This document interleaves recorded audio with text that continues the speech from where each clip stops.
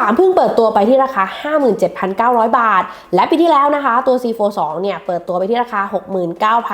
69,900 บาทมีการปรับราคาลงถึง 12,000 บาทเพราะฉะนั้นค่ะคลิปนี้เหมาะสำหรับคนที่กำลังนะคะเล็ง Galaxy C Fold 3อยู่คนที่ใช้นะคะตัว C Fold 2แล้วอยากได้ C Fold 3และก็คนที่กำลังสนใจนะคะเทคโนโลยีจอพับได้ว่ามันมีประโยชน์ยังไงในชีวิตประจำวันของเราบ้างไปอุ้มพาไปเล่าให้ฟังแบบจัดเต็มกันเลยบททดสอบแรกค่ะที่อุ้มรับรองว่า Galaxy C Fold 2ทำไม่ได้แน่นอนก็คือว่าลงไปแล้ว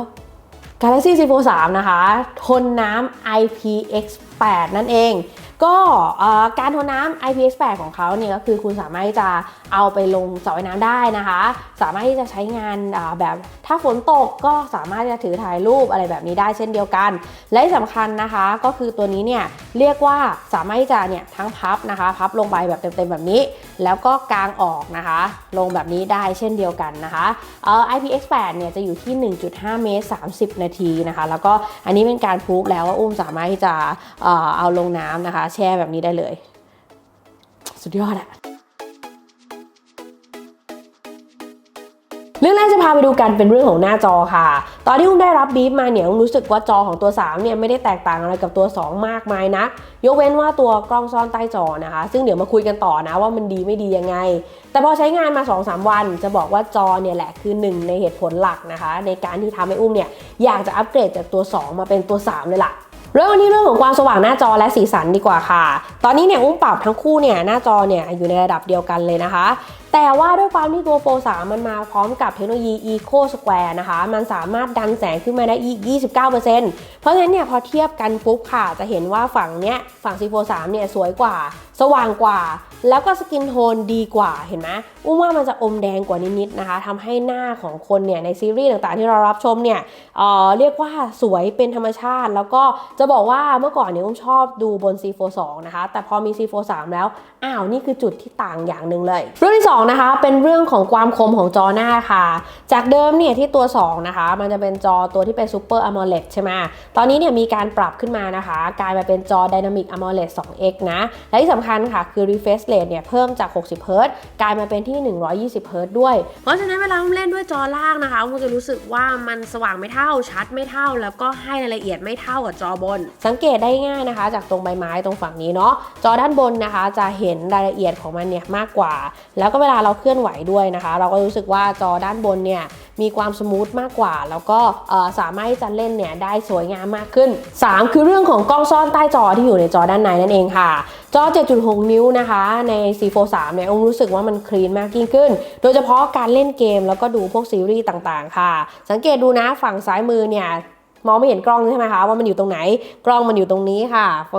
เดี๋ยวอุ้มจะเอาให้ดูใกล้ๆนิดนึงนะคะว่าเมตรพิกเซลมันเป็นยังไงบ้างคือถามว่าทำได้ดีสุดๆไปเลยไหมก็ยังนะอุ้มยังรู้สึกถึงเมตรพิกเซลนะคะที่มีขนาดค่อนข้างใหญ่อยู่บริเวณนี้เนาะแต่ว่าเมื่อเทียบกับตัวกล้องนะคะที่เป็นของตัว C Fold 2แล้วเราก็จะเห็นได้เลยว่ามันคลีนขึ้นมันดูแบบเหมือนเราได้เล่นได้เต็มตามากยิ่งขึ้นนะคะเทียบให้ดูนิดนึงบริเวณใกล้ๆกันนะคะเห็นไหมแทบจะไม่เห็นของด้านล่างเลยนะคะที่เป็นของ C Fold 3แต่ C Fold 2เนี่ยตัวกล้องก็อยู่เหมือนเดิมถามว่าพอมาใช้จริงๆแล้วรู้สึกไหมรู้สึกเลยนะคะแล้วก็หลายๆครั้งก็จะรู้สึกว่าตัวจอของ C Fold 3เนี่ยมันสวยขึ้นได้ด้วยตัวกล้องซ่อนใต้จอตัวนี้แหละหัวข้อถัดไปเนี่ยอุ้มให้เป็นที่สุดของ C Fold 3เลยละกันค่ะก็คือการรองรับการใช้งานปากกา S Pen แท่งที่เห็นอยู่ตอนนี้นะคะคราวที่แล้วเนี่ยอุ้มเล่าตัว Fold S Pen ไปแต่ครั้งนี้มันคือ S Pen Pro ค่ะสังเกตดูตรงปลายของมันนะคะจะมีสวิตช์เนาะอุ้มสามารถสลับได้ระหว่าง C Fold กับ S Pen ทีนี้เดี๋ยวอุ้มจะเลื่อนไปที่ S Pen ให้ดูค่ะ S Pen เนี่ยหลายคนส่งมาถามเยอะมากเลยพี่อุ้มใช้ปากกา S21 Ultra ได้ไหมใช้ปากกาโน้ตเก่าๆเนี่ยมาบนนี้ได้หรือเปล่าทำได้ไหมเอาให้ดูนะคะถ้าคุณใช้งานปากกา S Pen ของตัวก่อนๆทั้งหมดทุกรุ่นที่มีขายอยู่ตอนนี้นะคะทุกรุ่นเลยนะมันจะขึ้นแบบนี้ Only S Pen นะคะ Design for your Galaxy 4 only use S Pen นะคะ design for your Galaxy 4 นั่นเองก็คือมันเนี่ยดักไว้แล้วเรียบร้อยนะคะเพราะฉะนั้นเนี่ยคุณไม่สามารถจะใช้งานปากกาเหล่านั้นได้เลยแต่ตัว S Pen Pro เนี่ยมีความพิเศษอย่างหนึ่งค่ะก็คือคุณสามารถที่จะดึงดันมาที่ S Pen นะคะแล้วก็เอาย้อนกลับไปใช้กับตัวก่อนๆได้หรือว่าคุณจะดันสลักตรงนี้มาค่ะเป็นตัว C4 นะคะพอดันเสร็จปุ๊บค่ะก็จะสามารถใช้งานร่วมกับตัว C4 3 เครื่องนี้ได้และความดีงามที่สุดนะคะที่ตัวนี้สามารถทำได้ก็คือการที่มีโน้ตนะและสเปซที่ใหญ่มากๆค่ะสามารถจะวางมือไปบนหน้าจอแบบนี้ได้เลยเหมือนเขียนบนสมุดโน้ตนะคะแล้วก็สามารถที่จะกดที่ปุ่มตรงนี้เพื่อลบข้อความต่างๆได้ค่ะพื้นที่เนี่ยมันใหญ่มากจริงๆนะแล้วก็ตัวฟิล์มเนี่ยเขียนมาหลายวันและเชื่อและว่าคุณภาพมันดีขึ้นนะคะเพราะว่ามันไม่ได้มีประโยชน์สำหรับการเขียนเท่านั้นค่ะเวลาเราสัมผัสจอเวลาเราพิมพ์นะคะตัวก่อนเนี่ยเราจะรู้สึกว่าฟิล์มมันนิ่มใช่ไหมทำให้เรารู้สึกว่าเหมือนไปกดที่หน้าจอเขาแต่ว่าตัวนี้เนี่ยพอฟิล์มมันแข็งขึ้นนะคะก็รู้สึกปลอดภัยมากยิ่งขึ้นแล้วก็เด้งมากขึ้นพิมพ์สนุกขึ้นเวลาเราพิมพ์นั่นเองค่ะเวลาเราเขียนนะคะมันไม่ใช่ดีเฉพาะเวลาที่เรา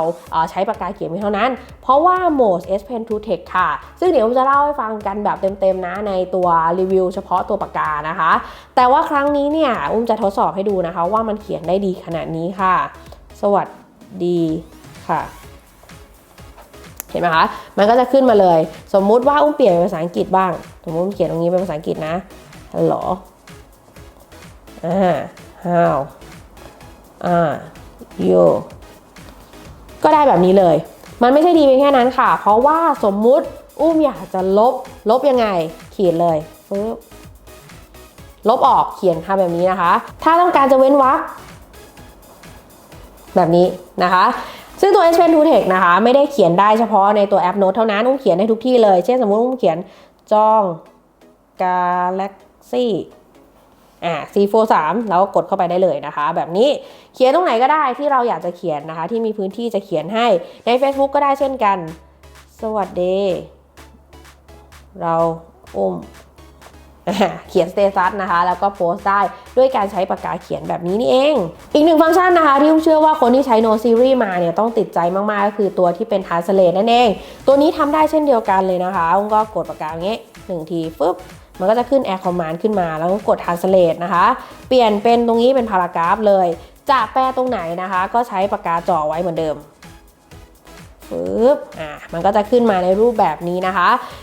ที่ดีที่สุดเลยเวลาอ่านบทความครั้งนี้นะคะก็ไม่ต้องแบบมานั่งเลื่อนบ่อยๆเนาะหน้ามันก็กว้างมากยิ่งขึ้นแล้วก็สามารถอ่านไปนะคะแปลไปเนี่ยได้สะดวกมากยิ่งขึ้นโอ้โหเพอร์เฟกต์มาก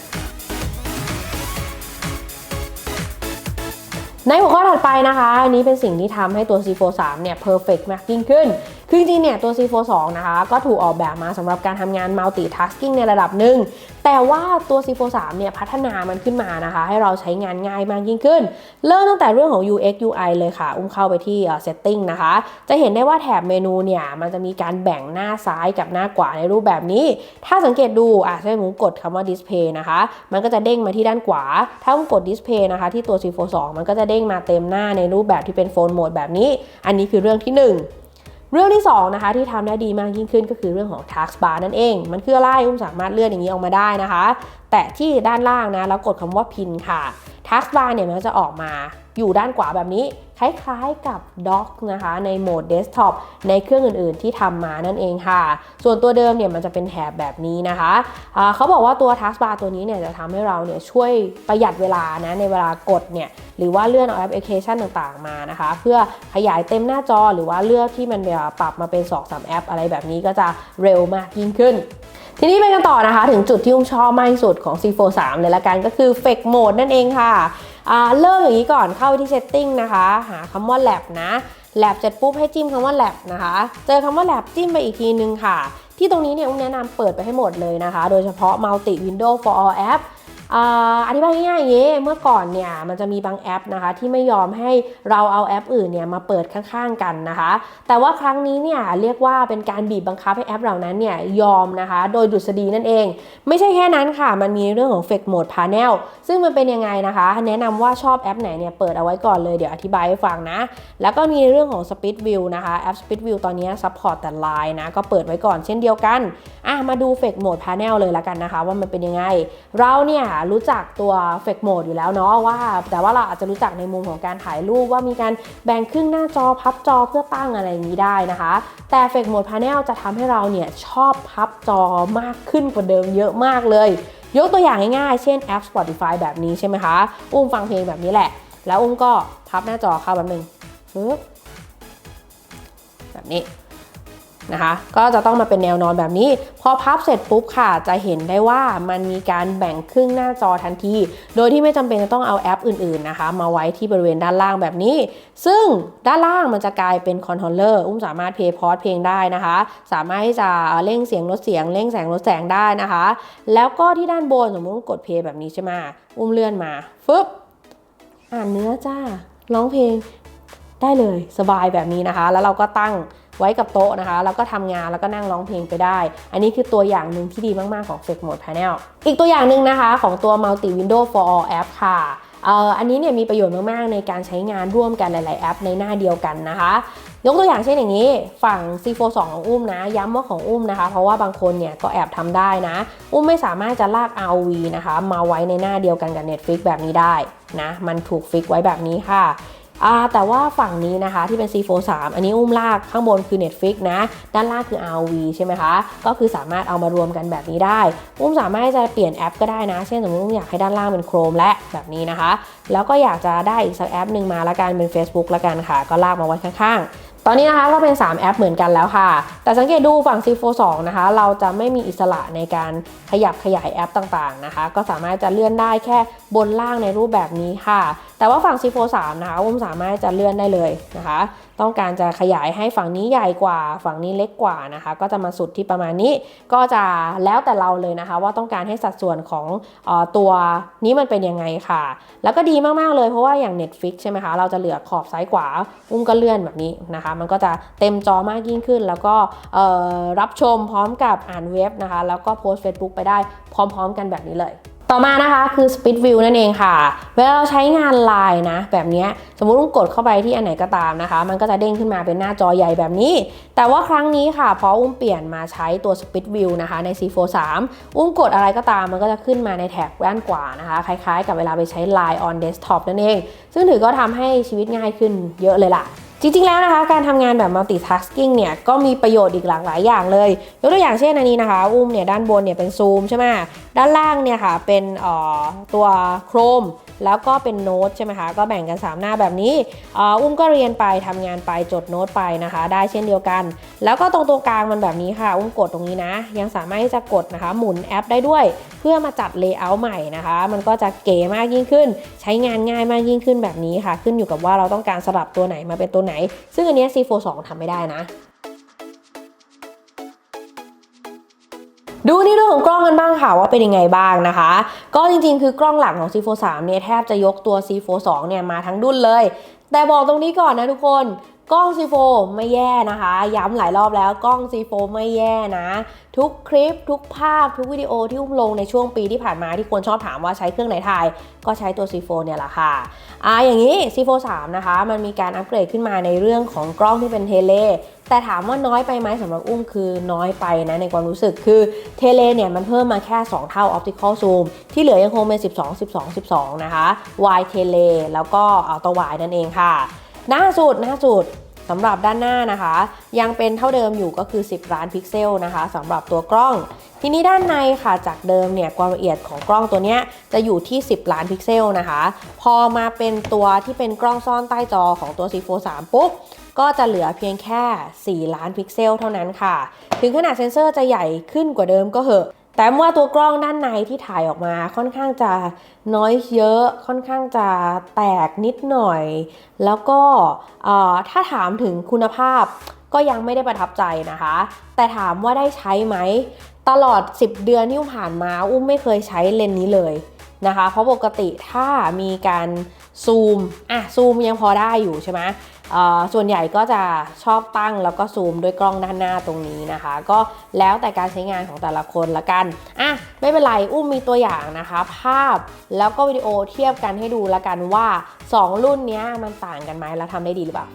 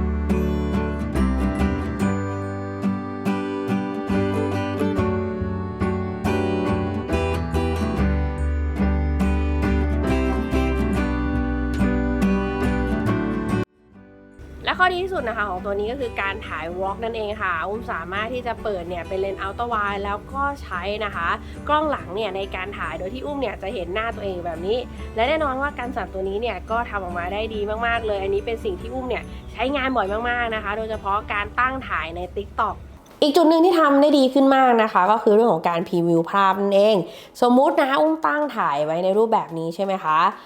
เมื่อก่อนเนี่ยมันก็จะมีแค่จอเดียวคือจอด้านบนแบบนี้ใช่ไหมทีนี้เนี่ยถ้าอุ้มต้องการถ่ายภาพในมุมเงยก็คือเงยขึ้นแบบนี้นะคะเงยขึ้นแบบนี้ปุ๊บเราก็จะแทบไม่เห็นเลยก็ต้องก้มลงไปดูใช่ไหมคะแต่ว่าในครั้งนี้ที่เป็นตัว C4 3อุ้มสามารถที่จะกดนะคะมันจะมีปุ่มให้เลือกเป็นปุ่มนี้นะปึ๊บมันก็จะย้ายเฟรมลงมาเป็นที่ด้านล่างแบบนี้นะคะเราก็สามารถจะถ่ายพวกท้องฟ้าทำเป็นแบบ time lapse อะไรแบบนี้นะคะแล้วเราก็ยังสามารถที่จะดูภาพที่เราจะถ่ายในมุมเงยได้อีกอันนี้ซึ่งอุ้มชอบมากๆเลยPerformance เป็นยังไงบ้างนะคะมาเริ่มจากการดู Benchmark กันนิดนึงค่ะ Single Core นะคะ C4 3 981ส่วน Single Core ของ C4 2เนี่ย936แล้วก็ Multi Core นะคะ3,392ของตัว C4 3กับ2,768โดยรวมถือว่าประสิทธิภาพดีขึ้นในทุกๆอย่างนะคะไม่ว่าจะเป็นเรื่องของความเร็วเองก็ตามนะคะหรือว่าในเรื่องของชิปเซตเองด้วยพัฒนาขึ้นมาจาก Snapdragon 865 Plus นะคะมาเป็น Snapdragon 888 5G นั่นเองค่ะแต่ว่า888เนี่ยโอ้โหเรียกว่าร้อนระอุนะคะจากเดิมเนี่ยอุ้มเนี่ยเป็นคนชอบใช้โฟมากเพราะว่ามันไม่ร้อนทุกคนอุ้มจะเล่นเกมอุ้มจะเทสนู่นนี่นั่นนะคะบริเวณที่เป็นชิปเซตเป็น CPU ของเขาเนี่ยบริเวณตรงเนี้ยก็มากสุดก็อารมณ์แบบแค่อุ่นๆพอสัมผัสได้ใช่ไหมคะแต่ว่าพอมาเป็นตัว C4 3แม่เจ้าร้อน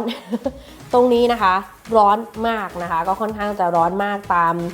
มพี่ๆที่ใช้888กันมาค่ะอันนี้ก็เป็นเรื่องหนึ่งที่ต้องbewareไว้บอกทุกคนไว้ตรงนี้เลยนะเดี๋ยวหาว่าไม่บอกนะคะร้อนนะคะบอกไว้ก่อนนะว่าร้อนไม่ว่าคุณจะเล่นเกมนะคะไม่ว่าคุณจะ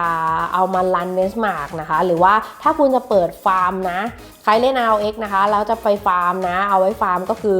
ร้อนใช้ได้เลยนะคะถ้าใครยิ่งเปิดแบบสูงๆนะทีนี้แต่ละเกมเนี่ยปรับได้เป็นยังไงบ้างนะคะเดี๋ยวเปิดให้ดูเลยROV นะคะ Camera Distance เนี่ยได้ normal เท่ากันนะ High Frame Rate เหมือนกันค่ะ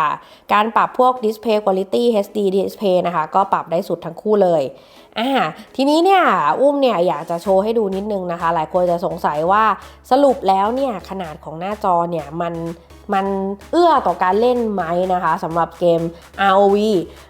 ต้องบอกอย่างนี้ค่ะมันไม่สามารถจะปรับนะคะเรื่องของ distance ตรงเนี้ยเป็นแบบฟ้าได้เพราะฉะนั้นเนี่ยมุมมองนะคะเวลาเรากางออกมาแบบนี้ค่อนข้างจะแคบกว่ามือถือนะคะที่อัตราส่วนอื่นๆแล้วก็แคบกว่าiPad Pro iPad นะคะเป็นอย่างนั้นด้วยเพราะว่าพวกนั้นมันปรับเป็นฟ้าได้ทีนี้เนี่ยถ้าคุณจะเล่นอุ้มก็เลยแนะนำว่าพับเล่นจอหน้าจะค่อนข้างจะได้เปรียบนะคะเพราะว่ามุมมองที่กว้างกว่าค่อนข้างเยอะเลยเพราะถ้าคุณปรับมาใช้จอหน้านะคะมุมมองก็จะกว้างขนาดนี้เทียบให้ดูกันค่ะด้านบนนะคะเป็นจอด้านในด้านล่างคือจอด้านหน้าค่ะสังเกตดูพื้นที่ของบริเวณพุ่มไม้ฝั่งนี้นะคะเห็นกว้างกว่ามากเลยก็คือด้านบนเนี่ยจะแคบอยู่ประมาณนี้นะคะส่วนด้านล่างเนี่ยจะขยายขึ้นมามีพื้นที่ให้ด้านซ้ายกว่าเยอะเลยผมเชื่อว่าน่าจะดีกว่านะคะแต่เสียดายนิดนึงตรงที่ปุ่มกดของฝั่ง ROV เนี่ยไม่สามารถจะเคลื่อนที่ออกไปได้นะคะก็ต้องอยู่บริเวณตรงนี้อาจจะกดยากนิดนึงมาดูฝั่ง PUBG กันบ้างดีกว่าค่ะว่าตั้งค่าเป็นยังไงบ้างนะคะถ้าอยากจะเล่น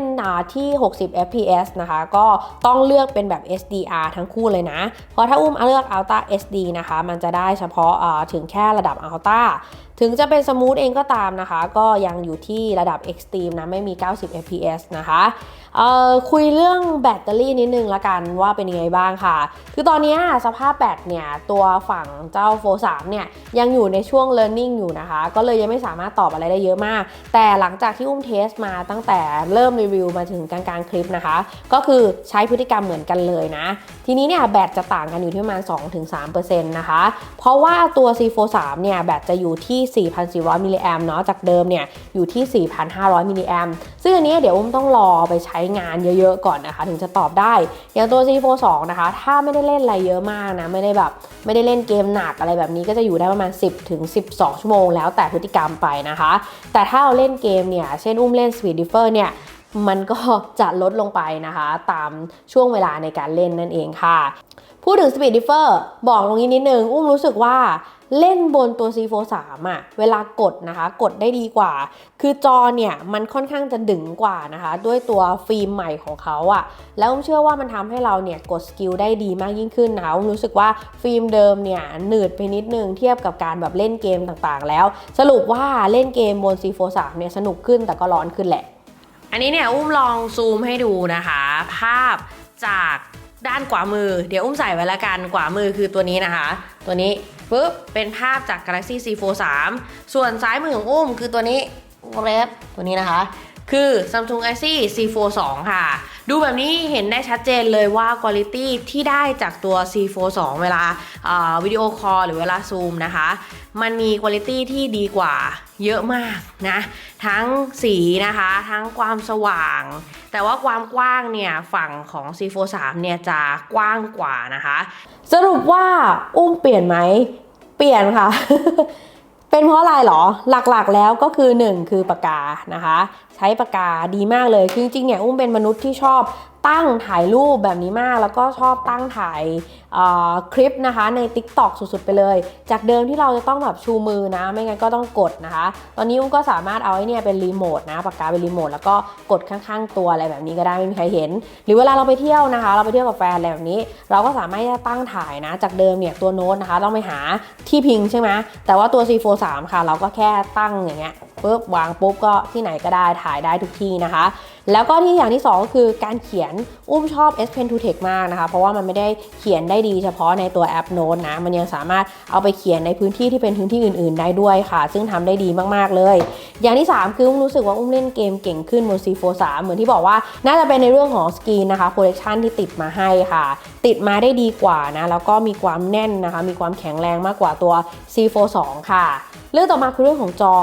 ไม่คิดเลยนะคะว่าจอภาพที่มันปรับแค่นิดเดียวอ่ะก็ทำให้เราสายตาเรานะคะรู้สึกเปลี่ยนไปแล้วโดยเฉพาะนะคะตัวจอหน้าค่ะจากเดิมเนี่ยที่เนี่ยแทบไม่อยากใช้งานมันเลยนะสรุปว่ามันไม่ใช่เล็กเพียงอย่างเดียวมันเป็นในเรื่องของความคมชัดด้วยนะคะแล้วก็ refresh rate ด้วยพอเรารู้สึกว่าด้านในเนี่ยมันดีกว่าด้านนอกใช่ป่ะเราก็จะรู้สึกว่าเราไม่อยากจะใช้ด้านนอกมันนะคะแล้วอย่างหนึ่งที่สังเกตได้ค่ะสังเกตดูนะว่าเวลาตั้งอยู่บนโต๊ะนะคะจากเดิมเนี่ยที่มันจะมีสโลปนะคะมันจะมีสโลปเอียงๆลงมาครั้งนี้เนี่ยเป็นการตั้งตรงแบบนี้เลยนะคะสามารถที่จะวัดได้เลยว่าซ้ายกับขวาเนี่ยสูงขึ้นมาแทบจะเท่ากันเลยจากเดิมที่ฝั่งซ้ายเนี่ยจะสูงกว่านะคะทำให้จอมันสโลปลงไปแล้วกดเวลาใช้งานก็จะรู้สึกประหลาดนิดนึงค่ะอยู่ในมือเป็นยังไงบ้างนะคะเป็นสัมผัสที่ถือว่าดีขึ้นเยอะนะไม่ว่าจะเป็นทั้งตอนที่พับอยู่แบบนี้นะคะแล้วก็ตอนที่กางออกมาด้วยเพราะว่ามันเบาลงเนี่ยเบาลงไม่เท่าไหร่พอมันบางขึ้นนะคะแล้วก็ตรงตัวสันของมันเนี่ยเรียบปุ๊บนะคะเราก็จะรู้สึกว่าจับถนัดมือมากยิ่งขึ้นแล้วเรารู้สึกว่ามันสบายบนมือเรามากขึ้นนะคะหลังจากที่ใช้งานทั้ง2ตัวมาประมาณนี้แล้วกันนะคะสำหรับรีวิวตัว C43 นะคะเทียบกับตัว C42 สำหรับนะเดี๋ยวต่อไปนะคะเดี๋ยวมีคอนเทนต์เพิ่มเติมอีกก็คือเดี๋ยวจะมีรีวิวนะคะตัวเต็มของ C Flip 3ออกมาจะมีรีวิวนะคะเทียบกับยังไม่แน่ใจอาจจะทำเทียบกับ S21 Ultra หรือว่าจะทำเทียบกับตัวโน้ต20 Ultra ช่วยโหวตกันเข้ามาหน่อยนะคะว่าอยากเห็นกับใครมากกว่ากันนะคะแล้วก็ตัวสุดท้ายเนี่ยน่าจะเป็นในเรื่องของการทิปแอนทิกนะคะในการใช้ตัว C43 เนี่ยให้มีประโยชน์ให้คุ้มค่าคุ้มราคา 57,900 บาทนั่นเองวันนี้ไปแล้วนะคะมีอะไรก็คอมเมนต์ไว้ที่คอมเมนต์ด้านล่างฝากกด Subscribe เป็นกำลังใจให้กันด้วยวันนี้ไปแล้วสวัสดีค่ะ